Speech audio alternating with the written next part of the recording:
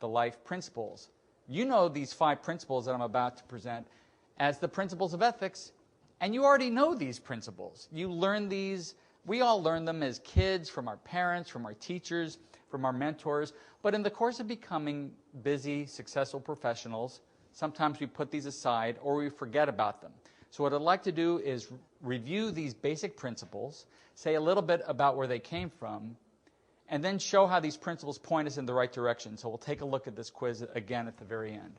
So the most fundamental ethical principle of all is do no harm. Now, when we hear the phrase do no harm, to what social group does it generally apply? To doctors, to physicians, to healthcare providers. But wouldn't you agree that it's not just physicians and hospital social workers and dentists and pharmacists who have a responsibility to do no harm, but all of us? What would our society be like if people disregarded this principle and didn't have to pay any consequences for doing so? What would the world be like? It'd be pretty much like the world we have today. This is the foundation for society, for civilization. It's the condition for the possibility of any kind of community. But ethics sometimes demands more of us than simply not harming people, not being nasty to people, not hurting people. Ethics actually asks us, invites us to go further and to make things better. And here is where ethics splits off from the law, right? Because you can get into legal hot water as well as ethical problems by intentionally harming people. But are you legally required to make things better?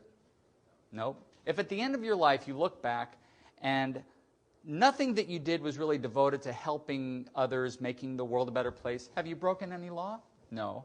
But have you really lived the fullest, richest life possible? Most cultures, most societies, most ethical frameworks say this is an ethical responsibility, even if it's not a legal responsibility. Life principle number 3 says that we ought to show respect for other people. Well, that sounds great, but what does it mean?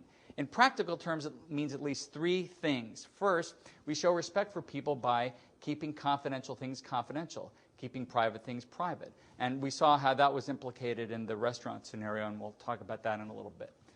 We show respect for others by telling the truth. Well, does the ethical responsibility to be truthful mean that we have to tell the whole truth and nothing but the truth?